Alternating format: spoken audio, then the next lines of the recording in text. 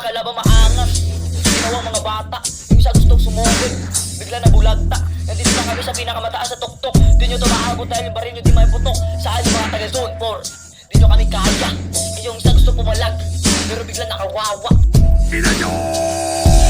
Ay, tatakbo sila ay mag-aantay sa paglibot ng bangkay at taulan. Mag-aantay at sila ay ipabantay lahat. Sila ay mamatay. Simulan natin sa bagong istorya. Kami ay nasa taytay. May nakita kami kalaban, kami ay nag-aantay. Nung pumunta sa gilid, bigla binanatan. Sobrang daming tao nakatingin pero hindi kami maawak. Napagkit laging na-speak at galit na galit. Gustong manakit, inagis ang bote na parang bola. Pero pumunta ito sa akin pa. Hindi nyo na ako kayang madipit. At least laging slick kayo ay na-fit. Ang inyong mga hiniliit ay gustong mga fit. Nga bara ay hindi ubra.